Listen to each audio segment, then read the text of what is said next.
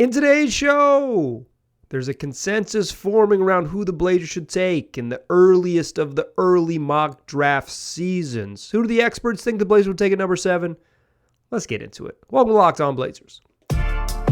You are Locked On Trailblazers, your daily Portland Trailblazers podcast. Part of the Locked On Podcast Network, your team every day.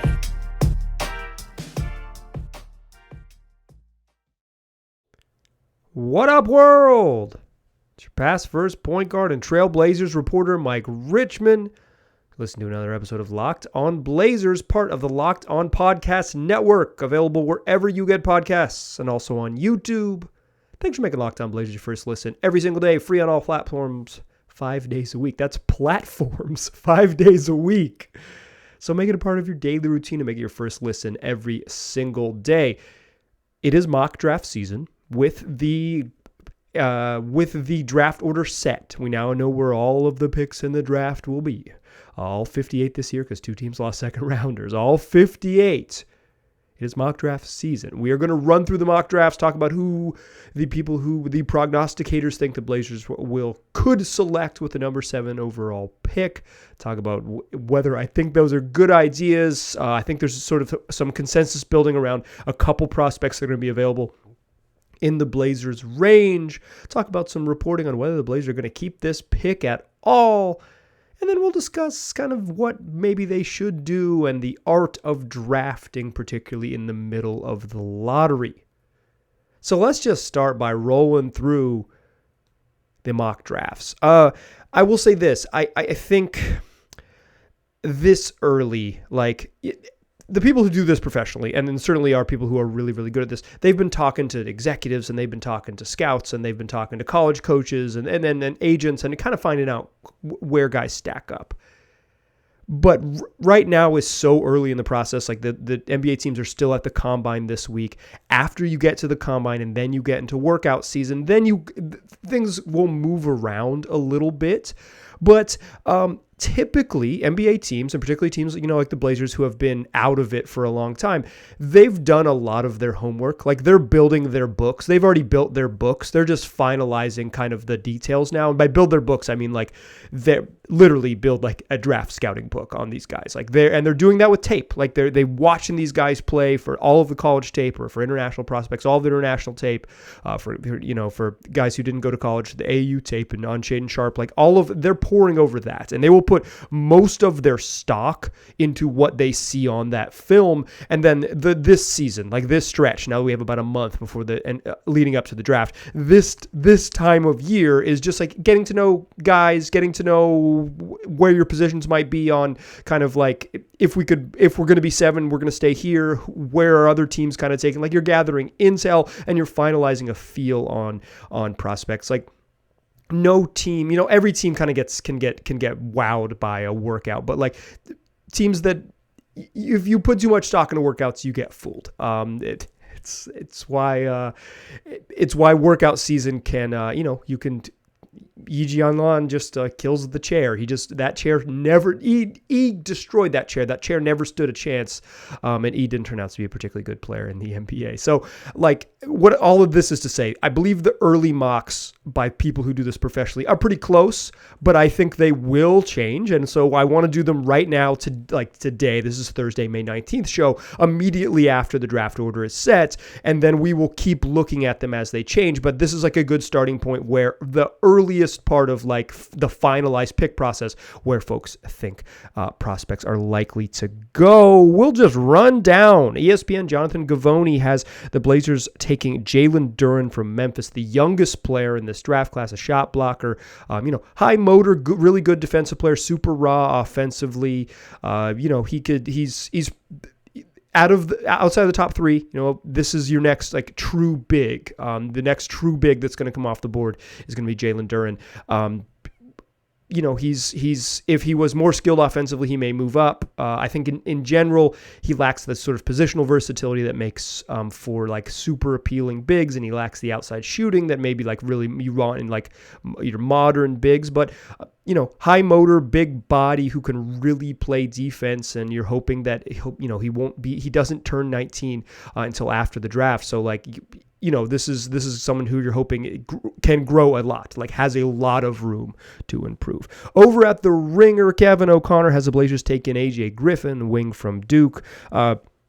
These are two names that are going to pop up a bunch, so we'll spend a little time on each of them. A.J. Griffin is, a 6'6" shooter, a guy who shot above 40% on volume at Duke. He can do that. A bankable and incredibly valuable skill, has the frame to be, to be a really good shooting wing. The concern with him is that he's slow, a little bit slow on defense. I've seen him play a bunch just because of my ACC ties. I don't think he's like this. I don't think he doesn't really do the D part of 3-and-D for me yet. In fact, I've heard, Kevin Pelton, friend of mine who works for ESPN, said that AJ Griffin might even play 4 in the pros because of his lack of foot speed, just maybe not like fast enough to guard on the wing. He's had some knee injuries. Maybe he can rebound and find a little bit of explosiveness. I don't love his off the bounce game, although I think he has the frame to be probably develop into an okay driver, but the right size can really shoot it. Like, that's a top 10 pick, even with the limitations. And the limitations, like Duren, it's like he's not much of an offensive player. AJ Griffin might not be much of a defensive player, not much of a playmaker, but bankable skills. For Duren, it's the defense. For AJ Griffin, it's the shooting. The bankable skills can help you climb up the board, and that's why Griffin is very likely to be a top 10 type pick. I was probably higher on him in the middle of the year when he was shooting like 47% from 3. I thought during Duke's tournament run against higher level competition, I think I don't know if I soured on Griffin, but I came away from early in the year thinking like this dude's going to be a bankable, very good pro, to being like, yeah, I think he can play in the league for a long time, but I don't know if very good pro is where I still land. At CBS, Gary Parrish has the Blazers taking Ochai Agbaji, the Kansas wing. He averaged 18 points and shot 40% from 3 last year. He's older for his draft class, 22. He's a guy who had to go through the full college process of like developing and finding his place. But a really good college basketball player last year, and a guy who's polished, right? Like can be helpful right away. I don't know that I've seen Agbaji as high as 7 in any of the other mocks. This is probably about as high as I've seen him. So this was a bit of a surprise for me, but this is position of need for the Blazers, and you got to like that sort of position of need. CBS has they have a couple different reporters do mocks, and the other one has them taking the Blazers taking Ty Washington, point guard out of Kentucky with the 7th overall pick, and the reasoning is that the Blazers need more guards, and I'm not even going to go into that one. They just don't need that. It's not what they need. They don't need more guards. They certainly don't need a point guard. We can do better. I got a bunch more of these in the fire loaded up. I got 5 more mock drafts, and we run through mock draft season. I'll talk a little bit about kind of my philosophy on drafting. But so far, Jalen Duren, AJ Griffin, Ochai Agbaji, that's like those are positions of need, and I think Duren and AJ Griffin are names going to come up. Other people think they're going to be right in the Blazers' range. We're starting to see that consensus. Who else is on that list? I may have just let one slip, but who else is on that list? A couple other useful wings and some players who could help projected to go to the Blazers in these early mock drafts. We'll talk about in the second segment. But first, let me tell you about Truebill. Look, companies make it hard to cancel subscriptions, so Truebill is here to make it incredibly simple. All you got to do is link your account, and Truebill will cancel your unwanted subscriptions in one tap. It's a new app that helps you identify and stop paying for subscriptions that you don't need, that you don't want, or you simply forgot about. And on average, people save up to $720 a year when they use Truebill. I've used Truebill in less than 15 minutes. I downloaded the app, signed up, and had my eyeballs on all of my digital subscriptions. I am a mid-range millennial who has a lot of digital subscriptions. It helped me quickly see what I was paying for, kind of figure out where I was giving my money each month, and so to make some of my decisions. It'll be easy for you too. You can cancel them in one click, and if it takes more than one click, you're paying for a service, and a Truebill concierge will cancel your unwanted subscriptions for you. Truebill has over 2 million users and has helped save them over $100 million. So don't fall for the subscription scam. Start canceling today at Truebill.com/LockedOnNBA. Go right now, Truebill.com/LockedOnNBA could save you thousands a year. That's Truebill.com/LockedOnNBA. Today's show also brought to you by Built Bar.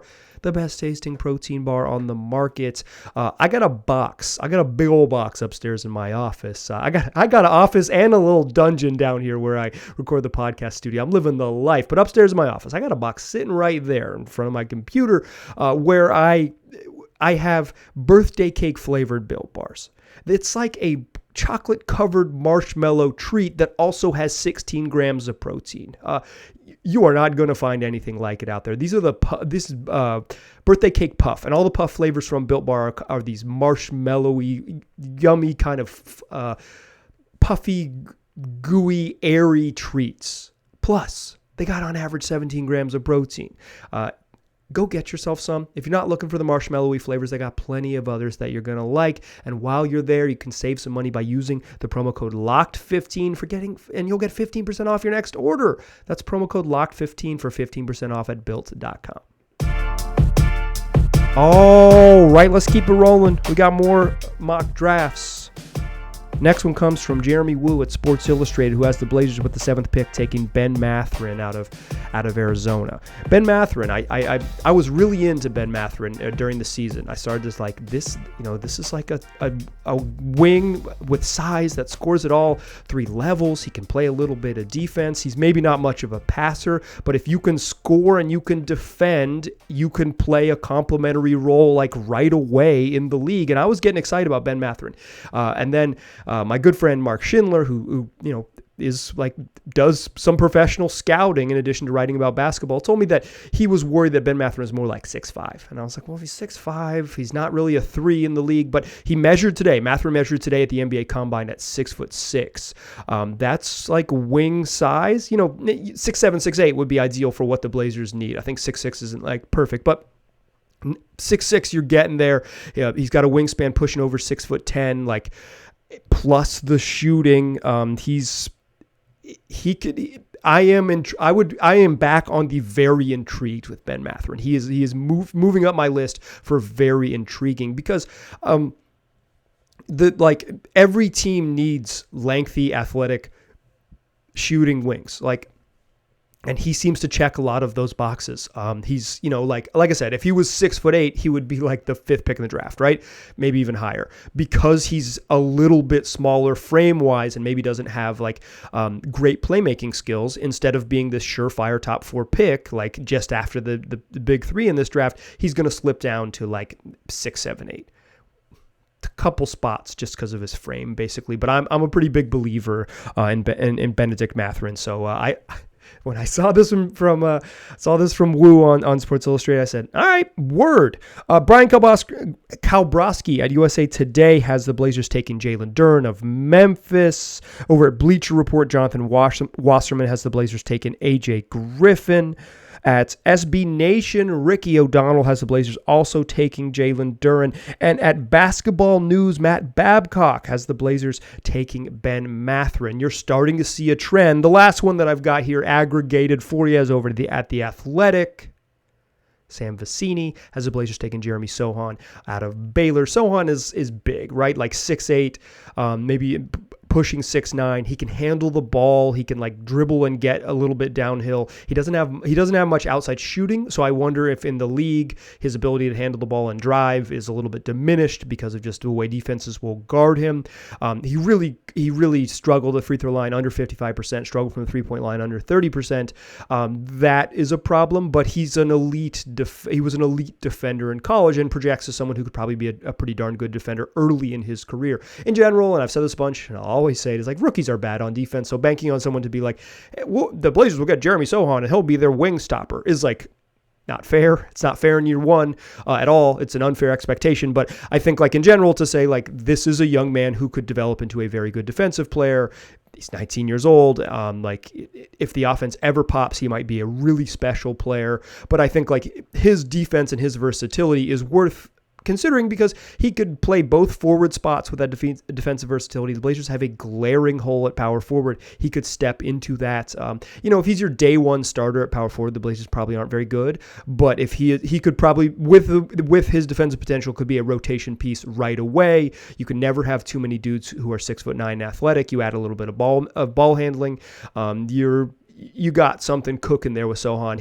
Him and Mathurin are very high on my list right now. As mentioned, as promised, you're starting to already see the consensus. And I want to say two things about this. Beware of the consensus at draft time. This whole season lends itself to a certain level of groupthink that I think is a little bit unhealthy because, so I'm not a big college basketball person. How I get prepared for the draft is, I've got my list of people I really trust. I read a ton about it. I'll watch some YouTube videos, just like some scouting breakdowns. I'll read as much as I possibly can. I will get as much knowledge as I can of these prospects, but you can't really learn about these guys unless you watch a bunch of their games. It's just easier to really know about a basketball player. You gotta watch them play. Me reading about them helps me develop an opinion based on several different opinions, and then you start to just like, oh well, I like Sam Vecini, so I trust him, and I do like Sam Vecini, so I trust him. Brian Kolbrowski, someone who's been on this show before and really plugged in on draft stuff, I trust him too. If they start to kind of pick the same guys in the range, there starts to be this like weird kind of groupthink. This idea that now, because AJ Griffin is pegged to go between 5 and 9, if he falls to 10th, then you got to steal. Is that how that works? Or if someone is pegged to go 13th, say like Tari Eason, and they go 7th, then it's a bad pick, and you'll get a bad grade on draft night. You'll get a C- from whoever gives out these grades on draft night because of the groupthink. Because we've developed this idea, and everyone has kind of agreed that like these through these consensus mock drafts that I'm reading to you here on this, a consensus that I'm building here on this podcast, like we start to kind of get. You start to think like, oh, this is the 7th best player in the draft. And so if they go another direction, they're wrong.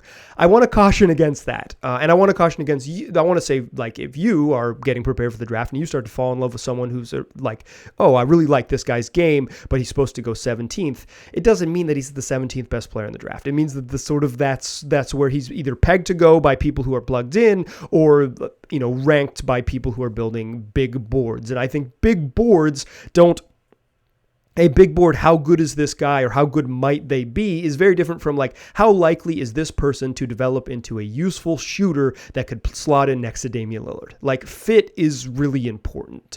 And so like I guess what I'm saying here, what I'm like, all of this is to say, like, I would caution against like when you're reading all this stuff to consider players sort of locked into a spot. I think you're starting to see the consensus. AJ Griffin is a name that a lot of people have in the Blazers range. Jalen Duren is a name that a lot of people have in the Blazers range. Ben Mathurin is a name that a lot of people have in the Blazers range. I thought we were going to see more people pick Jeremy Sohan from Baylor because I think he fits what the Blazers need a little bit more, like in terms of like specific skill sets. Curiously enough, he's not there. It doesn't mean he wouldn't be a better fit. It just means like people say like, you take the best player available. And I want to mention this before we move on. This is kind of my theory on this. I think in general, I am a best player available person. Regardless of position, I think the Blazers, you take the best player on your board.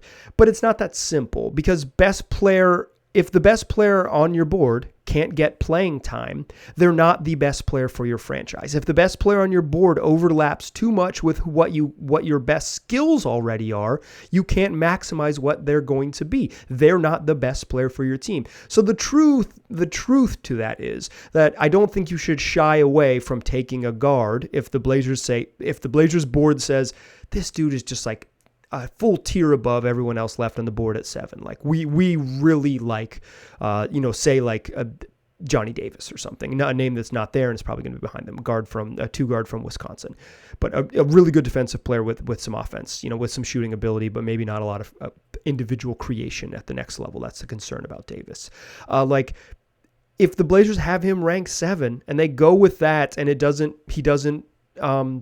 It's okay, but it's worse it's okay because you want to get the best player available, right? If that's the best player on your board and you're confident in it and you can do it, and you can do it without stretching too far, like it's like a reasonable selection for what your team needs, go for it. But if it's not reasonable, if you can't fit them in, if you can't get them playing time, like I worry about Jalen Duren specifically.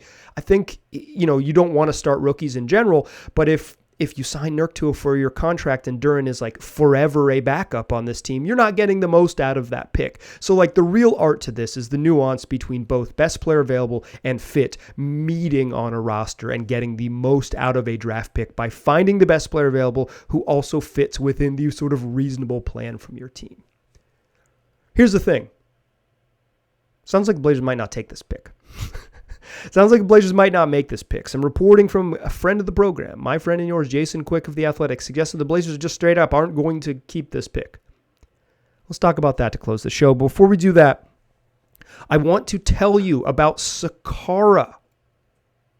Listen, feeling your best starts with what you eat, and Sakara helps you live a healthy, balanced lifestyle and truly enjoy it with delicious, plant-rich, transformational nutrition that builds a foundation for living in your best body. Sakara is a wellness company anchored in food as medicine on a mission to nourish your body through the power of plants. Their nutritionally designed, chef-crafted breakfasts, lunch, and dinners are made with powerful plant-rich ingredients helping boost your energy, support your digestion, curb your sugar cravings, and get your skin glowing. Plus, it's all delivered right to your door.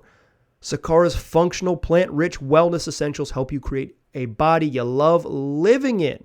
And right now, Sakara is offering my listeners 20% off your first order when you go to sakara.com/locked-on20 or enter the code LOCKEDON20 at checkout. That's Sakara, SAKARA.com/LOCKEDON20 to get 20% off your first order. Sakara.com/LOCKEDON20. Still a pass first point guard. Still Mike Richmond. You're still listening to Locked On Blazers, and we went through all that trouble talking about the Blazers picks because we need to know. It's draft season. We need to know. This is going to be a draft-heavy podcast for the next month. We're diving in. I'm diving in with you. We're going to learn as much as we possibly can about the NBA draft. But according to reporting from Jason Quick, veteran reporter covering the team for more than 2 decades, the best beat reporter, one of the best beat reporters in America, quite frankly, and a friend of mine, many-time guest on this program. Quick reported that the Blazers are going to trade this pick. He didn't say it sort of definitively, and he put and the reporting comes from a mock draft, a beat writer mock draft that the Athletic held right after the lottery was established. The draft order was established following the lottery. And Quick just said, like, the Blazers want to get veteran help because they want to be good right away. The Quick cited a quote from Joe Cronin where Cronin said that it's no secret that veterans are more helpful to winning than rookies. And I've said this a bunch on the program. I've said it before Cronin said it, and I will certainly agree with it afterwards. Like, yes, yeah, vets are more valuable than rookies in terms of winning immediately. This is just true. That quote, I'm not saying that quote was in specific reference to if the Blazers had 2 picks, would you trade the second pick? And Cronin basically said, yeah, yes, we will trade that pick. That was at an end of the year press conference. But I mean, as Quick points out there, that's just tipping. It's Cronin tipping his hand. Like, if this pick had been in the top 4, it changes the game for the Blazers. They wanted a franchise-altering player. If you slip out of that top 3, top 4, you're probably just getting, like, you're aiming for a player that you hope is a long-term starter in the league, but is probably not a game-changer, franchise-alterer, that type of talent. Like, they wanted a Jabari Smith or a Paolo Banchero.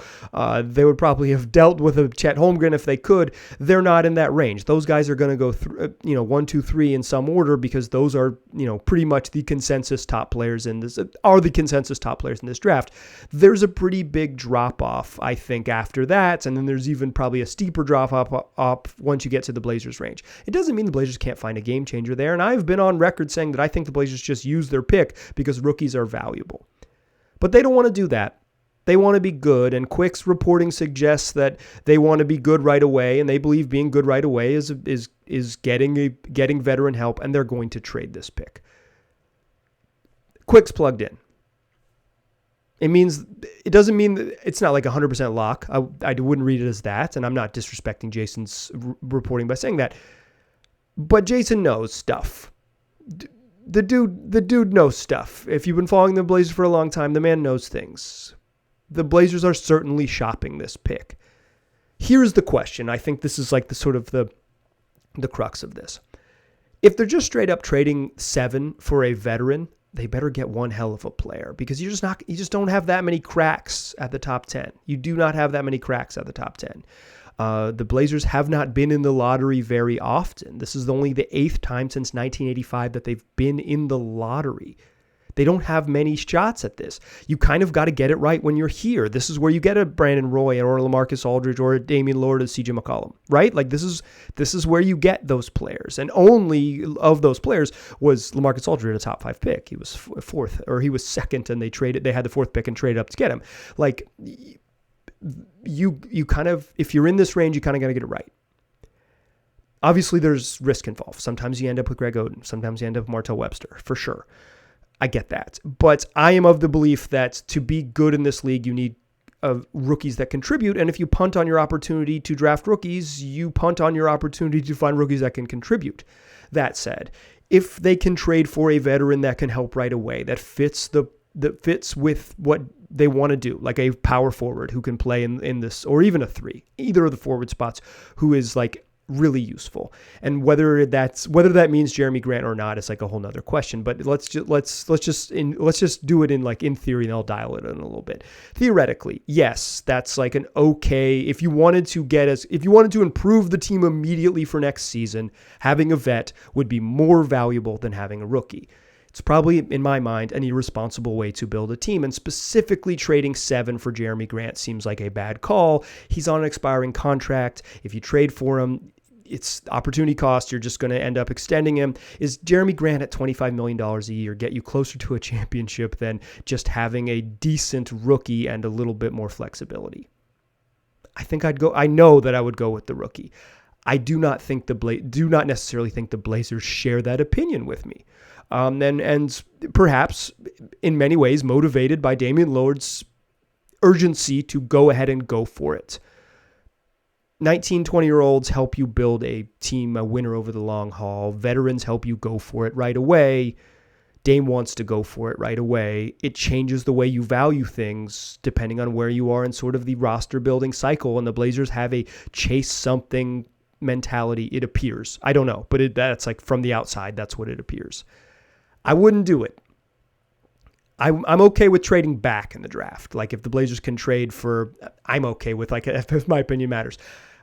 In my opinion, it would be a better path to try to trade 7 back for like one of the Spurs, the Spurs pick if they want to move up. The Hornets have 2 picks in the teens. If you could get one of those and something else, and then flip that, I'm much more comfortable with those types of moves in terms of responsible roster building, like a responsible roster building. Cashing in 7 for Jeremy Grant doesn't seem like the move. But it also seems like, according to all of the signs, it seems like something the Blazers are considering doing, because they wanted a game changer. They wanted someone who can really help right away. And they look at the AJ Griffins and Benedict Mathurin's, Ochai Agbajis and Jalen Duren and say, these dudes aren't going to help us right away. And even if they project them to be long-term starters, we need more than that, because we think Damon, Ant, and Nurk, or whatever it might be, can like get us there if we get the right parts around them. The reporting suggests the Blazers are just going to trade this pick. I have my reservations about it, but my opinion is very different from what the Blazers are doing. Like, I don't, what I think is what I think, and what I think they will do is just a whole different thing. And what I think they'll do is I think they're going to trade this pick, and I think there's a reasonable chance that they end up flipping 7 for Jeremy Grant, and it's going to be a just debacle. Hopefully they don't do that, and we don't have to discuss it anymore. And in fact, I'm going to put a moratorium on discussing that specific trade on this podcast for, let's say, 10 days or so. We'll touch back next week. But it looks like the Blazers, the prognosticators have a consensus who the Blazers might draft, and the Blazers are leaning towards not drafting any of those dudes who the prognosticators think will be available in their range. That's where we are a day after the lottery. We got a long way to go, a month before the NBA draft. A lot can happen Make sure you're listening to Locked On Blazers to follow along with what is indeed happening. If you're looking for us, we're available on all platforms. Just search Locked On Blazers. You'll find us. Make us your first listen every day. Make your second listen Locked On NBA Big Board. Just a wonderful place to get all of your draft news from folks who were at the Combine all this week or are still at the Combine now, are sitting in on NBA draft workouts and super plugged into what's happening. Check it out, Locked On NBA Big Board. And then come back and listen to the show. Appreciate you listening. Talk to you soon.